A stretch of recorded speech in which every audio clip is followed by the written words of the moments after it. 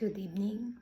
My name is April Ramos, ATF student, and today we will discuss about acute myeloid leukemia. Again, what is AML, acute myeloid leukemia? AML is a cancer of the blood and bone marrow cells. It affects a group of white blood cells called myeloid cells because they are formed in the bone marrow.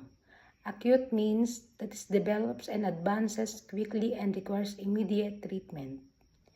Normally, myeloid and other blood cells are produced in the bone marrow, the spongy area in the middle of bones, in a carefully regulated fashion.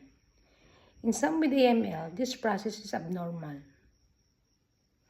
Large numbers of immature and abnormal myeloid cells called myoblasts or just blasts are produced, fill in the bone marrow space, and are released into the bloodstream. In their mature state, the cells cannot perform in their usual functions. The overgrowth of the cells leads to an inadequate number of normal, healthy blood cells, including white blood cells and red blood cells and platelets.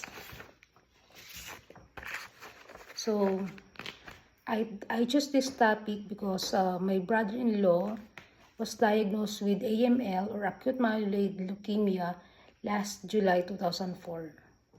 On June 2024, my brother-in-law was admitted at Metro Limerick Medical Center due to pneumonia. His doctor ordered some blood tests, aside from chest x-ray and abdominal CT scan. After some blood tests, his doctor noticed some abnormality to the result of his CBC. His CBC or white blood cell result is very high, and there are some immature looking molecular cells to 0.6 to 64. His doctor referred him to hematologist due to some abnormalities result on his blood test. Also, his CT scan results seen that he has megalosplenomegaly, and also his the result is very high. His hematologist did some confirmatory tests. The doctor ordered peripheral blood smear, and the result was positive.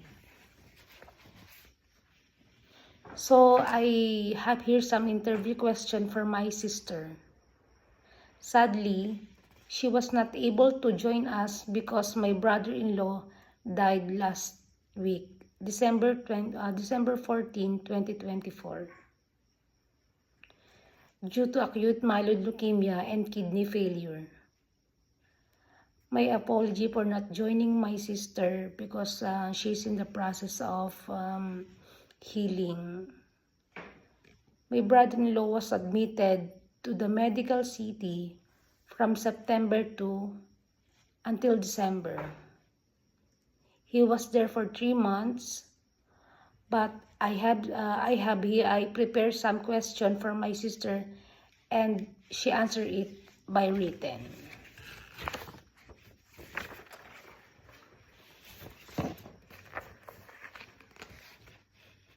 What are the signs that you noticed before he was diagnosed with AML? Here's her answer.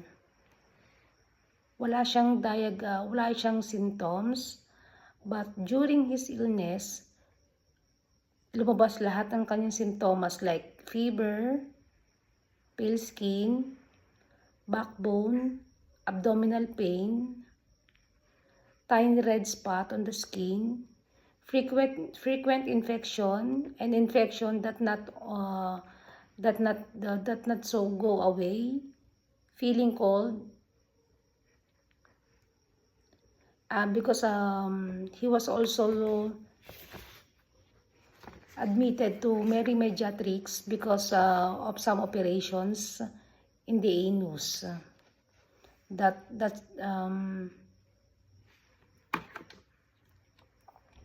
And here are some questions. What are the other tests that they did when he admitted at the medical CT? My sister said they did CBC monitoring, also blood transfusion, and they put also some, they put central line, and did some and he put on the ICU for monitoring during his chemotherapy. And after that, my brother was put on a regular room for oral chemo drugs.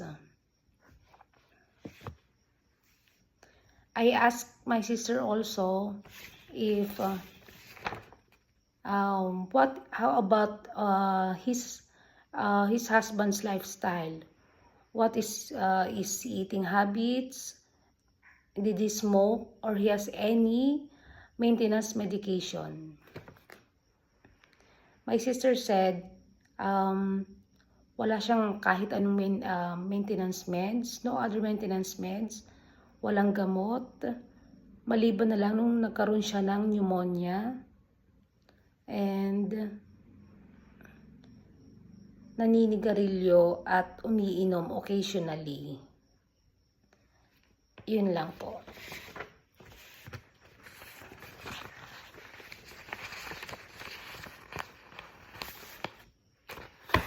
But after his recovery, so we will talk about what factors affect changes recovery. AML tends to progress rapidly. Recovery may depend on the subtype as well as the following factors: being over age at 60, having a prior history of blood disorders, white blood cell counting measure 100,000 or more trusted or more, because according to his CBC monitoring, his white blood cell is always 145, and according to doctor, it is not normal. Spread of the cancer of your spleen, liver, and other organs. Chromosome abnormality in cells, abnormal genes in leukemia cells, and blood infections. Also, recovery from AML may be more challenging if your case is the result of treatment for a separate cancer. So this is the early detection treatment are very important to help increase the chances of survival from this cancer. These include recurring infections, chronic fever, unusual bleeding.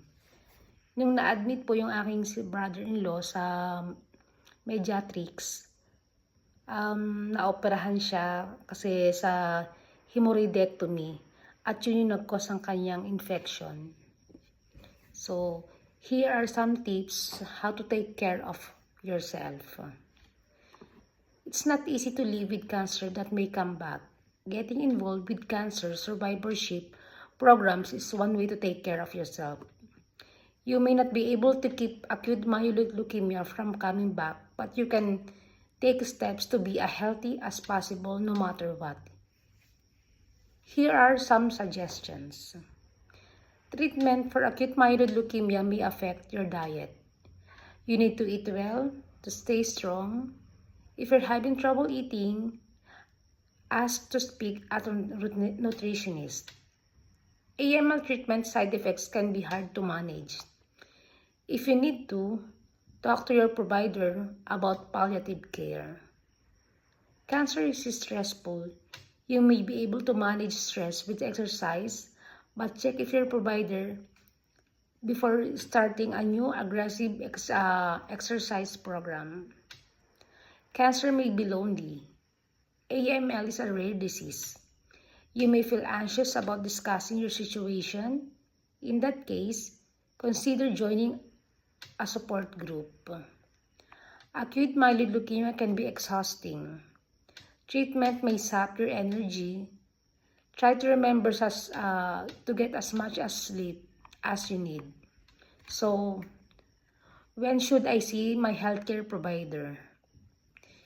you'll probably see your healthcare provider through remission, particularly if you're receiving maintenance therapy. Your provider will discuss what kinds of symptoms may be signs AML is coming back, so you know when to contact them for a new additional treatment. So what question should I ask should I ask my healthcare provider? If you have AML, you may want to ask the following questions. What type of AML do I have? What are the treatment options? What are the treatment risks and side effects? How can I manage treatment side effects? What type of follow-up care do I need after treatment? Should I look out the signs of complications? Are there clinical trials I should consider? So, can AML be prevented? No, you can't prevent acute myeloid leukemia. Experts know that genetic mutations cause acute myeloid leukemia, but they don't know what triggers them. They don't know about risk factors may cause AML.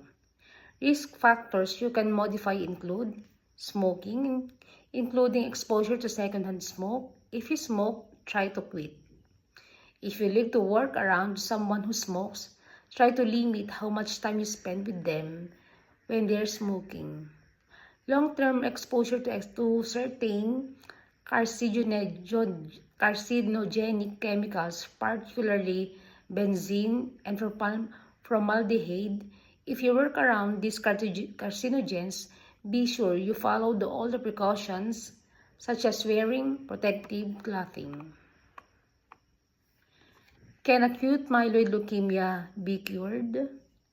Currently, allogeneic stem cell plantation is the only way to cure acute myeloid leukemia. Depending on your situation, your provider may be recommended stem cell transplantation as your first AML treatment. If you have AML that comes back within 12 months, unfortunately, not everyone may be candidate to stem cell transplantation. What is the prognosis of AML? These are the two sides of the coin in acute myeloid leukemia prognosis. One side is complete remission, the other is recurrence when AML comes back. Overall, an estimated 50% to 80% of people with acute myeloid leukemia achieve complete remission after treatment. Complete remission happens more often in children and other people under age 60. Remission may last for months or years. About 50% of people who achieve complete remission develop recurrent AML. When that happens, provider may recommend additional chemotherapy or stem cell transplantation. They may suggest participation in a clinical trial. If your child has AML, ask provider to explain what you can expect. So, what is the survival rate of acute myeloid leukemia? Acute myeloid leukemia is complicated illness. There are several AML subtypes which makes it difficult to be specific about survival rates. For example, the 5-year survival rate of children under 15 is 67%, but some research suggests that 5-year survival rate increased for more than 80% in children who have APL subtype, and age makes a difference. In general, 30% of adults with acute myeloid leukemia are alive after 5 years after diagnosis. Remember, AML typically affects people over 60 or older who have other health issues. It's important to remember that survival rates reflect the experiences of large groups of people with AML. In this case, survival rate data includes survival rates from 2012 to 2018. There are some new and more effective treatments of AML. Many things affect how you live with acute myeloid leukemia. That means your healthcare providers, the people who you know, your medical history, and your overall health are your best resources for information. So, what to know about diet and exercise with acute myeloid leukemia? Eating a nutritious diet can ensure you're getting the nutrients your body needs to keep up your energy and support your immune system. Good nutrition is important for everyone, but it can be difficult for people with acute myeloid leukemia and other cancers to achieve. Often, cancer treatment and cancer itself can be drastically affect your ability to desire to eat. The following side effects can all contribute this decreased food intake: taste changes, mouth sores, nausea, vomiting, pain, and depression. Certain types of cancer can also increase your metabolic rate, causing you to burn more calories than consume a day and ultimately lose weight.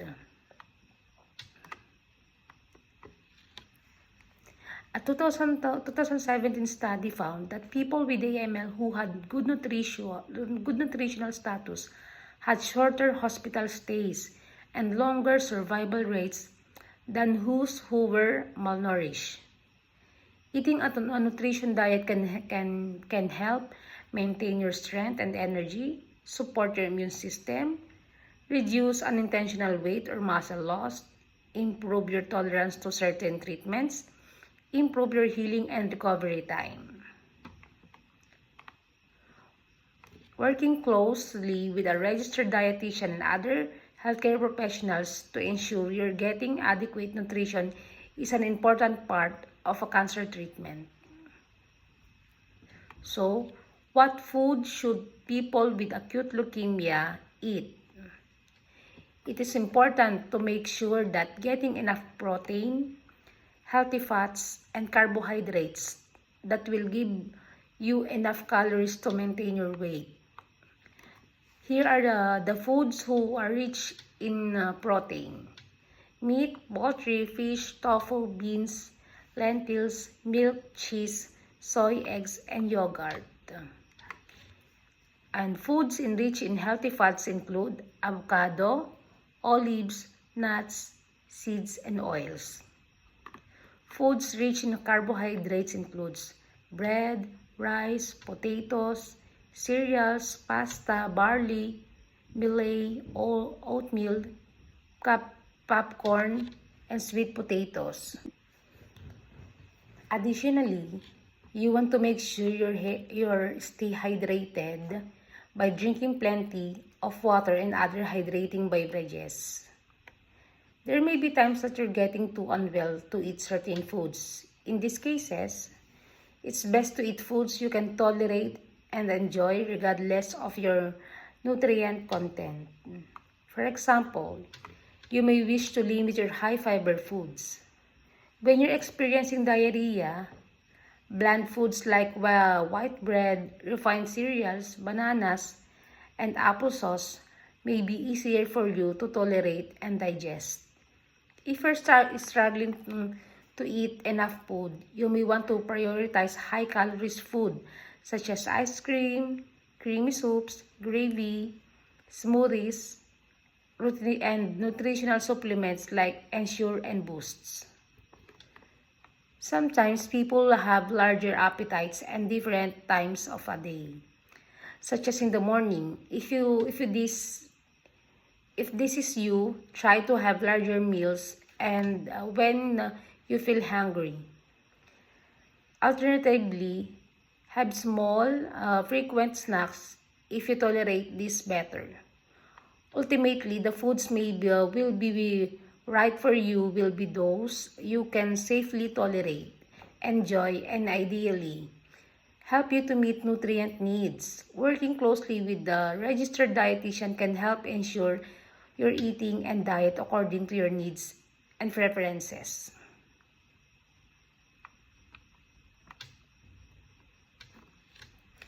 So, what foods should people with acute myeloid leukemia avoid? While there are no off-limits foods, it's best to prioritize a nutritious diet whenever possible. Limiting foods and beverages high in added sugars, fats, salt, and alcohol is best. That said, if you can only tolerate certain foods with higher amounts of sugar, fat, or salt, it's better to consume these than nothing to ensure you're meeting your calorie needs. It's also important to make sure that what you eat is clean, cooked, and proper temperatures, and otherwise safe to consume. Cancer weakens your immune system, which can increase your risk of severe foodborne illness. Foodborne illness is commonly caused by meats, poultry, fish, shellfish, and eggs not cooked in enough temperatures. Unpasteurized milk, cheese and juices, raw bean sprouts, unwashed vegetables and fruits, improperly canned foods, certain deli meats and soft cheeses, food that has expired. Why is exercise more important with people with acute myeloid leukemia? Though you may not always feel up to exercising, engaging with moderate intensity physical activity can be a great way to keep your energy levels and improve your mood. Further, strength training exercises can help prevent to slow down muscle wasting that can occur during cancer treatment. Listen to your body and only engage in physical activity that feels good and doesn't cause any pain or discomfort. Sometimes this may be gentle walk, gardening, or yoga. It is a good idea to consult with your clinician before starting a new exercise program. They can advise you on how to safely exercise based on condition and treatment plan. So, what else is important for people with acute myeloid leukemia? In addition to diet and exercise, there are other lifestyle habits that can people with AML. Try having smaller, more frequent meals. If you aren't hungry or have a small appetite, try to eat small meals or snacks to add calories and nutrition. Honor and acknowledge your emotions. Receiving an AML diagnosis can bring up many complicated emotions. Accepting and understanding your emotions instead of pushing them away can be a healthy way of dealing with them. Manage stress. Finding ways to possibly cope with and manage stress are important. Try getting some physical activity, taking a long bath, journaling, doing a breathing exercise, praying, whatever helps you relax. Try to get enough sleep. Though hard sometimes, getting 7 to 9 hours of sleep at night is important for your physical and mental well-being. If you have trouble sleeping, speak with your doctor. They may be able to recommend an over-the-counter medication or prescription sleep aid. Join a support group. Hearing stories and experiences from people experiencing something similar to you can be helpful. They may be able to provide helpful tips and tricks. Ask for help. If you're not feeling well enough to cook or prepare meals, ask a loved one for help. If not available, Store some pre-made meals in your freezer so you always have a meal available.